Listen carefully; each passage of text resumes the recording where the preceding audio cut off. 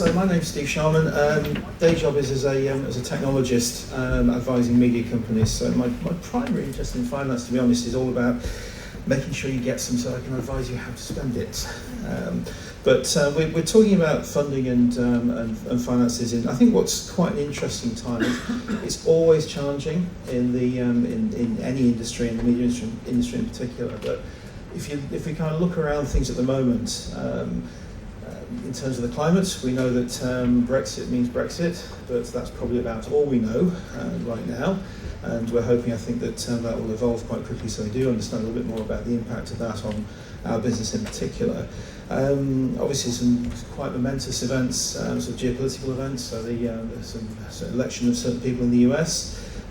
Growing tensions between the US and Russia. But as always, Animation has an answer. So I'll be going out and digging out my copy of When the Wind Blows to just see what we should be doing. It seems quite clear that that austerity will continue for the near future. So we can't be expecting too much help from government sources, although I think that's something to certainly talk about during the panel. And there's always the tightening of the belts of the broadcasters, which continues. Everybody always wants more for less, as do we all. But it's also an interesting time because we've kind of got we've got a couple of at least a couple of sort of uncommon players on the marketplace now. So Amazon and Netflix realizing that family entertainment is something which really drives repeat subscriptions on their platforms. Stops people kind of watching a box set and then switching off again. There's some interesting statistics last year at Manimation about how much more money comes from households with children and them that subscribe to those services. There's a rise in uncommon forms of finance like crowdfunding, which hopefully we'll have a little chat about. And there's kind of a worldwide competition for tax breaks, particularly around attracting talent and therefore business into your area of the world. So essentially, the way we're going to do this is each of the panel is going to chat for about 5 minutes, giving their view on kind of the current climate and specific things that they'd like to say. Then we'll have a bit of a conversation up here, and we'll throw it open to questions from the floor. So I would like to introduce people that know far more about this whole thing than I do. So at the end we've got Chris Halliday from BFI. In the middle, Eric Darby, Spider-Eye, and next to me, Tim Patterson from Lockshead Media. So, Chris, I think you're going to talk first about tax breaks in particular. Yeah, I'll give you a brief rundown on what we do at the BFI with tax reliefs and how you can access those, and what the effects of Brexit may be on those. So basically, we are the first point of call for accessing tax reliefs. If you have an animation production company set up in the UK, you are eligible to claim tax relief on your UK production expenditure. We have a team of 9 people at the BFI. That starts off a team of 3, which gives you an idea of kind of the success of the tax reliefs to date. We do certification for film, children's television, high-end television, animation, video games, and high-end television, I've missed out there. But I'll just focus on animation to start with this panel. So there are 2 stages of qualifying your animation. I'm going to show you a slide actually. Here we are. So the animation tax relief was introduced in 2013. This is basically just giving you a kind of overview on how many applications for tax relief we've had so far. So the interim stage is when you apply for tax relief during the production of the animation. As you'll see from the numbers there, it's a pretty steady amount we've had from the start in 2013. The real kind of progression you can see is for the final application. So when your animation is complete, that is when you'll come to us for final certification. And you can see that in 2013 we started off with just 9 applications, And over the years, I think as it's been embedded and more people have got to know about the reliefs, then you can see that the numbers have gone right up to 46 now. From the experience we've had with dealing with the animation production companies, the tax relief has definitely helped in, firstly, getting your foot in the door with broadcasters. It's helped with inward investment, so we've had a lot of communications with international broadcasters and investment companies coming over here and looking for the UK studios to do work for them because of the tax reliefs. And a big area is the initial financing for your animation programs. So getting loans against the tax relief is a big kind of area that I think has helped the initial kind of startup for the animations. I think just knowing you've got that guaranteed money has been a massive thing, really, because it should be the first thing on your kind of finance plan. Because it's basically, if you have a production company set up, you're guaranteed the tax relief incentive. I'm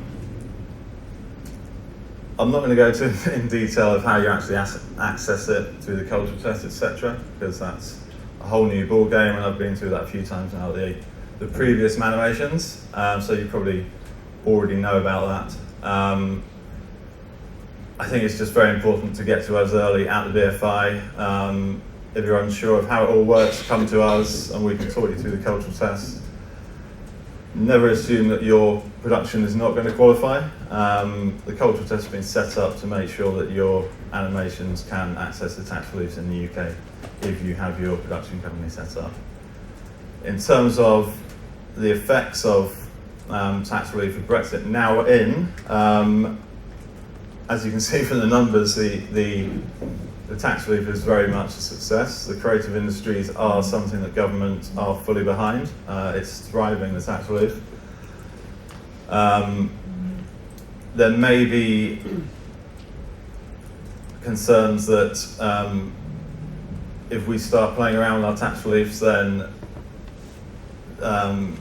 there may be issues with Europe not letting us distribute or fully trade within Europe. It's very early stages.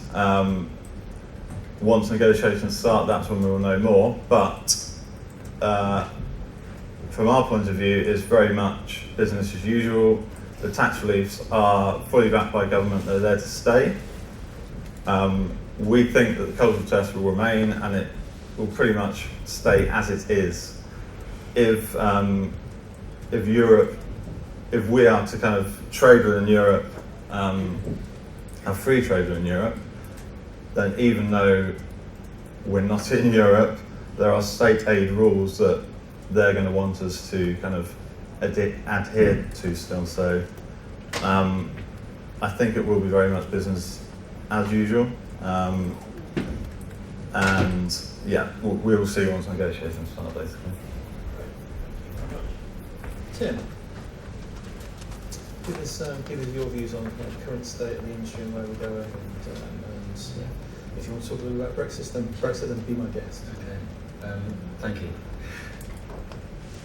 I'm going to come from it from a different angle, because I'm going to come from it from what you as creators do and why and how you're going to actually get investment to actually make your show. So before I launched Larkhead Media, which was in June, I was abroad. I've been doing broadcasting for a long time, a good number of years. Latterly, I was in charge of the programming for Nickelodeon UK, and during that process, it was very, very clear that as a commissioner, by me showing interest or saying yes or any of those sort of things could unlock other investment purely by association. And then flipping it round, saying, so what would I need as a commissioner to see from you, the creators, in order to actually, one, unlock my interest, and two, give me the confidence, which is a really important word, I'm going to talk about it a lot, to ensure that I sort of sign off on that. Having Larkhead Media was created to give the creator confidence to go out or to work with our company to get funding in principle, or to get commissioned and to make money out of licensing and merchandising or distribution. So it is a commercial-based company. But the essence of it is all about unlocking the key elements from your particular show in order to go and seek finance. We don't know what's going to happen with Brexit, really. We've talked about that a lot. What I do know is that we owe it to ourselves to lobby as much as we can do to ensure that we get the best out of a certain situation. So I launched in June, and so a couple of weeks later we hit Brexit, and then a few weeks ago, of course, Donald did his thing, and so the world is an uncertain place. So if you line up uncertainty, I say with uncertainty there are always going to be options. There are always going to be solutions to something that might seem beyond our reach. The confidence that you have with your show can be enhanced by really understanding where the commercial value is to the show, if it's commercially driven, or if it's for broadcast, what that broadcaster that you are seeing will see from that show, whether it's public service or not. In order to get the finance, which is what this is all about, is about clever packaging. And clever packaging, in my view, is about being really kind of tenacious. I was talking to a friend of mine last night about this. It's being tenacious. It's about understanding where all the opportunities lie, putting it all in a pot and making a jigsaw out of it. It's about understanding the basic principles of what will unlock that fund. And as we know, there are a range, whether it is a fund in itself, whether it's EIS, whether it's a broadcaster, or for that matter, or tax relief. And there is a lot of way to get it.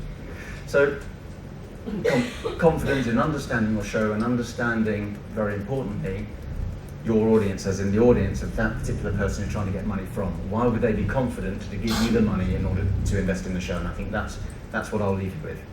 Would you invest in your own show? And what would be the reason for it? Thank you. That's, I think there's a lot to think about there, and hopefully we'll come back and talk a little bit more about that when we've heard from Erica. So I was just going to talk about where we are as a little indie with all of these issues, where I feel like we are. And so Brexit, I think the first thing was the next day, some of my crew came to me and asked if they had to leave the country, like I knew that, and just 1,000 things, bombarded us that we still don't know the answer to. I think the way I feel about lots of them now is I understand that the treaty co-production stuff will stay in place because outside of the EU regulations. I understand that we still will count as European content quota-wise, but I think the biggest one for me is media, is Creative Europe, because so we just got slate funding for the first time in February. We're doing development on 5 of our projects. I think that's the only development money available, as far as I'm aware of, to us. We're also doing a TV programming application, 12.5% to close financing on another show, which has been an invaluable thing. That last bit of money to close is the hardest bit to find.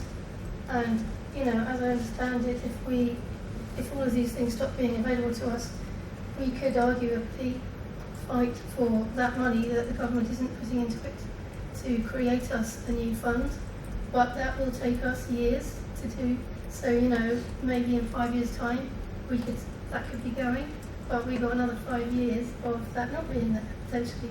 Cartoon Forum, so our biggest success to date by far, as a show that we pitched at Cartoon Forum, and we found our broadcaster Disney, who 100% funded our show, and that was 92 episodes and 5 years work for 120 people. Just completely 100% we got that because of Cartoon Forum.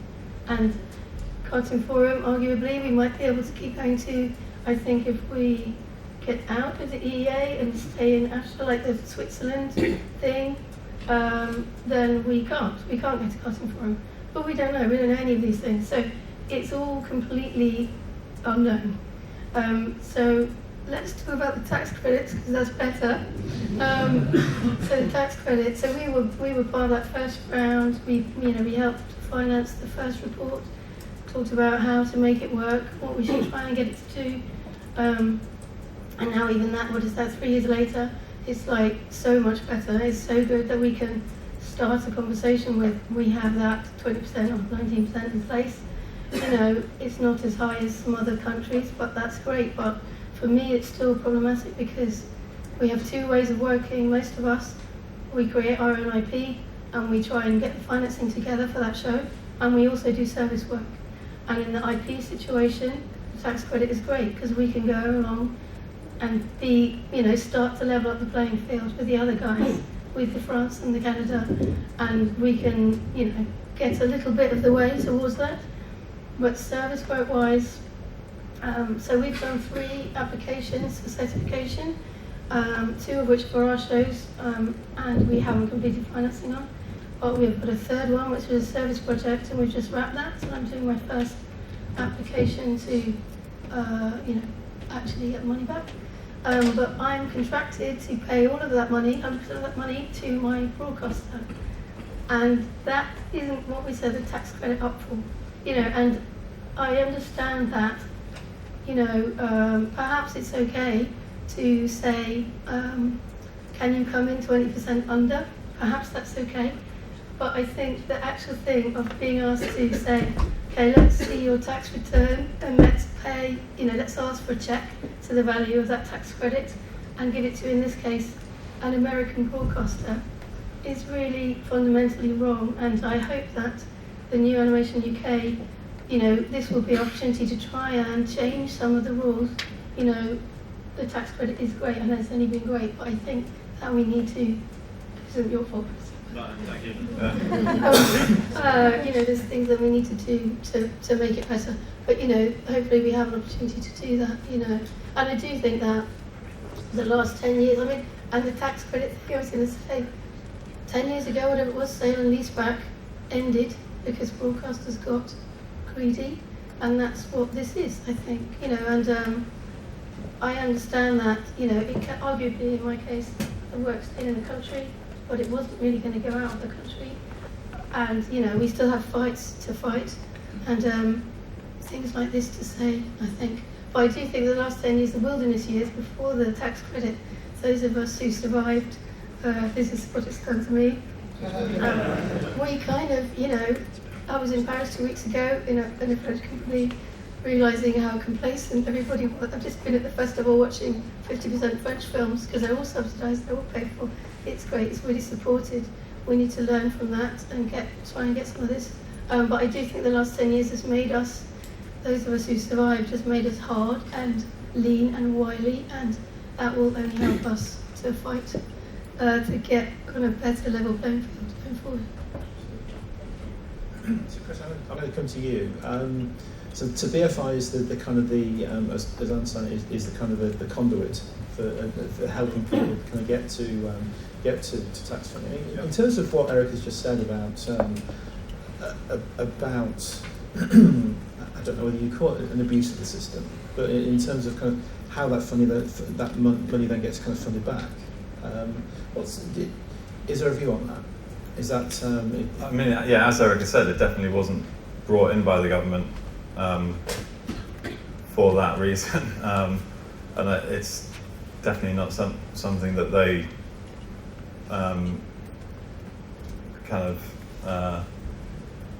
would like to happen, and it's been brought up in many meetings over the last year or so, and it's definitely something that I know the BFI, Treasury and HMRC and DCMSR are looking at to see if there's anything that can be done about that.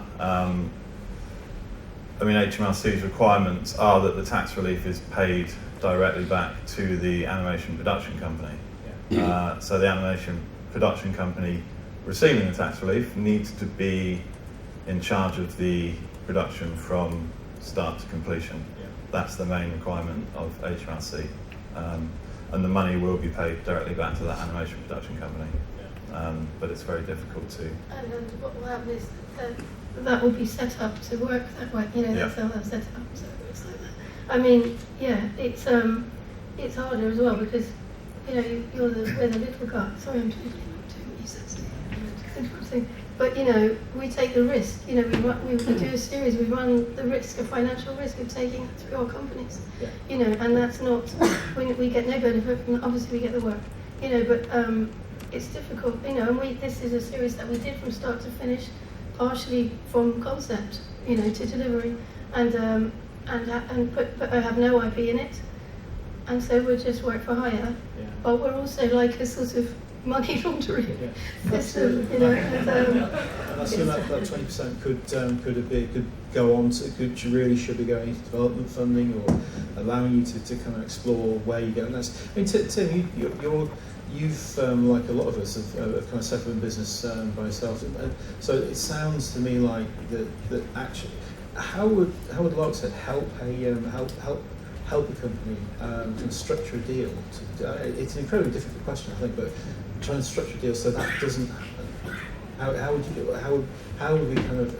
you kind of work with folks to make sure they kind of get the best value out of not just the tax breaks, but all the other funding that they're able to secure? No, it's a great question, and I really genuinely wish I had all the answers to that. I think going back to my initial point, and that was understanding, and I really sympathise really greatly because it is desperately unfair. With regard to having been a broadcaster and being on that side of it, and the boos and the hisses, but I was there talking about how I could sort of structure finance in my own right in order to get things commissioned. And believe you me, this is not it's interesting on that side of the fence as much as this in terms of trying to get things through. With regards to structural, for me it's about the opportunity to work with a company with their IP to construct to make sure that it is at a certain point hugely attractive in terms of proposition. So I try and look at it as an end-to-end experience, whether or not so we have a licensing and merchandising element within it.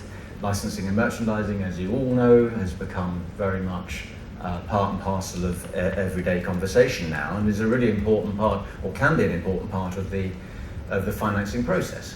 I don't believe that licensing and merchandising should wag the production dog, so to speak, but it is really important to be informed. And what we're finding is, certainly with conversations with those broadcasters that do understand the opportunities around that area, it kind of helps with the process.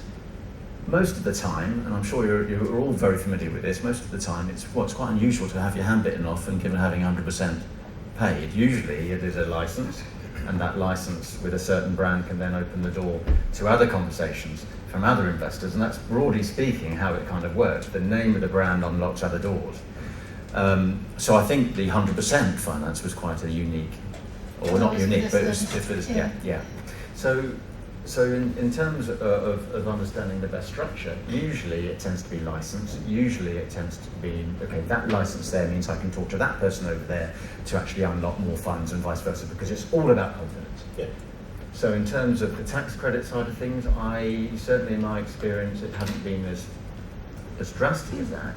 But I do think that it is about making sure, it is again about this confidence thing and unlocking door accordingly. Yeah, it's a hell of a juggling act, isn't it? I mean, because I guess a lot of people in the room would be wanting to get some IP off the ground, and just the kind of the finance to get that and structure it and have people work on it and produce that. And then there's all the other things about online presence and merchandising and things like that. How do you work with somebody and help people to kind of take that step without people just being overwhelmed by the almost the possibilities? So some of our clients have been around for a long time, some haven't, and let's say those who have literally just come to us with an idea. It is really understanding what the ambition is that the client has for the idea. So if they want to get it on Disney or Nickelodeon or BBC or whatever it is, it's to understand where they want it to be, whether they want to make it a lot of money or whether they just want their show to be broadcast to the masses. So understanding, when you understand the end game, you can work backwards. And for me, that's a really important approach. I also believe, maybe foolishly, but I do genuinely believe that you can achieve all sorts of things with a plan. The way we talk or work with a client who is fairly new into the industry, who has an idea, and believe me, I've seen thousands of brilliant ideas just not made. So much of it is about the pitching process, and so much of it is about alignment of key things that the investor needs to feel and understand. But we will go through basic stages of process with them through the creative and understanding about very simple things about how many episodes and how long, and what channel do you want to see it on. Has it got an international flavour, or is it just UK focused? Public service, commercial with licensing and merchandising. You get all that on the table, you build a picture, and then you understand how you can go from here to here. Far more easily than if you don't have those conversations. Yeah. So, yeah. No, thank you. There's some good insights there. You talked a little bit about tax breaks, and I mentioned, when I was kind of in the intro about, I guess a few years ago, probably not many years ago, there were very few places that you could actually go to get your content out into the world. Now there are, if anything, far too many. Erica, I'm sorry to kind of ask you questions. Sorry? And exercise your voice, but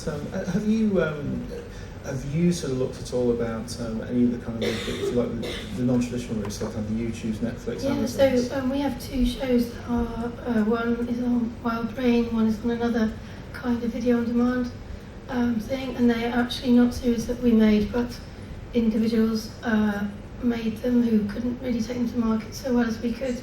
But they make very little, very, very little. I think the business model still doesn't work for us as producers, unless you can, or unless you have already got a brand, unless you already have a way of getting, millions of hits. It's not there, it's not working yet, and so we still have to go down this very strange, archaic route of getting a bunch of, hopefully getting your first UK broadcaster, but then going around getting, 10, 15 pre-sales for tiny amounts of money, but they count as points towards other things, and then, piecing that financial jigsaw together is very odd. And, you think about, we're always asked to pitch every other aspect of it, and it's like you're sometimes asked to not pitch, merchandising. Don't talk about that because it's dirty. It's you have to learn the system, Some people want to hear that stuff, some people don't want to hear that stuff. And it is a very strange old boy network of that's the only way it works still. So this digital single market thing is very interesting, because if the broadcasters lose the ability to restrict territories like that, then what happens? But I do, we don't know, again. But the thing is that, what I was saying about having learned to make productions over bands and pieces of string means you're like, okay, I'm not scared, bring it on, whatever. And if you can still find ways of, sadly I think, making content cheaper is probably the only way, which is a bit of a shame, but for us little guys, I think that's what we've got to do. What about sort of platforms that do talk about putting huge amounts of money into the marketplace? So not necessarily the kind of the YouTubes where it does seem like there is the classical digital pennies replace analog pounds, or maybe pounds that were never there in the first place.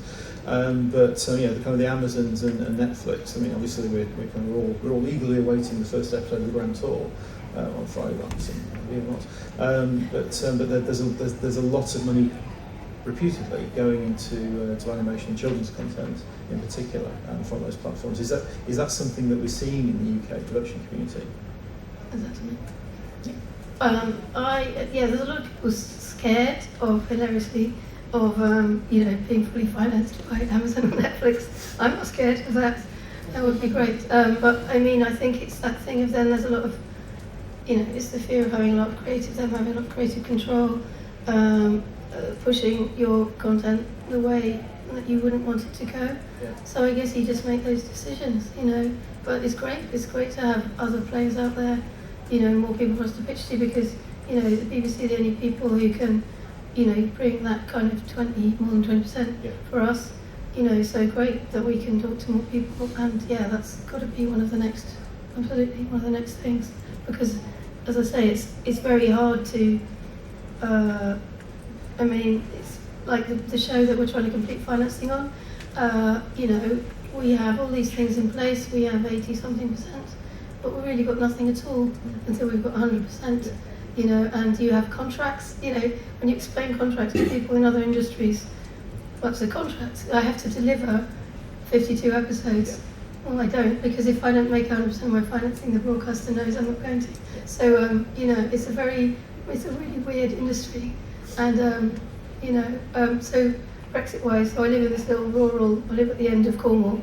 My studio's there, and everybody else does these jobs where they argue about Brexit and they say, well, I buy a thing from him, I do something with it, and I sell it to him, and they can see all the people, and I try and explain for 30 seconds how I work, and they've drifted off, or they say, well, why don't you do something else? And you've got a very good point, it's a good point.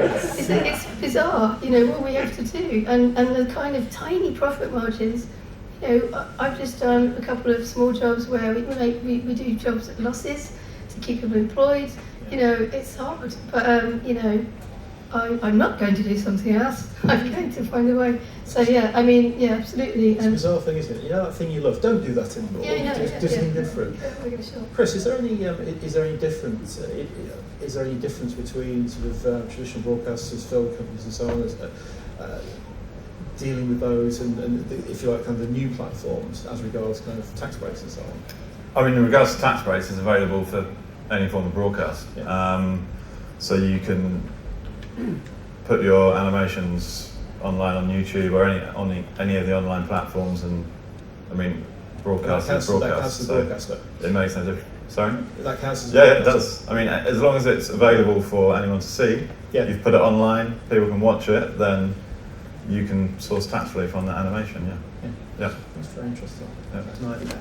So I'll just say the BFI are actually doing some research on the effects of Brexit and sources of funding for animation, film, and television programs. So they're looking at basically taking a sample of production companies around the UK and how they're sourcing their funding and what the effects of Brexit might be on that. Yeah. And we're in constant talks with government, and we're kind of focusing on all areas, not just film, across the creative industries, to kind of lobby, but also to kind of make sure all kind of effects are being looked at. I would guess it's one of the sort of the key jobs of a forum like this and Animation UK and actually pushing down into education is to make sure that people are more aware of things like that. So always, when I go and talk to say universities about kind of technology matters, I'm always quite surprised that a lot of the students I speak to are kind of just not commercially aware or kind of aware of the climate at all. So that's maybe something Belinda's panel might talk about a little bit later. So just very quickly, if we could leave the audience with kind of one point of kind of advice or thoughts or whatever. And I'm going to start with Tim. I'm pretty sure it's going to have the word confidence in it somewhere. You say confidence, so with every closed door there'll be an open one. I'm going to say, in the animation zombie apocalypse, we're going to totally win. Because we've learned how to be hard. Can't follow up on that. Tax relief's there, it's free money, use it, it's staying. As Erica said, co-production isn't changing either. Co-productions are, all the treaties are remaining, nothing's changing, all good. Fantastic. On that side. I'd like to thank you all very much indeed. Tim, Erica, Chris.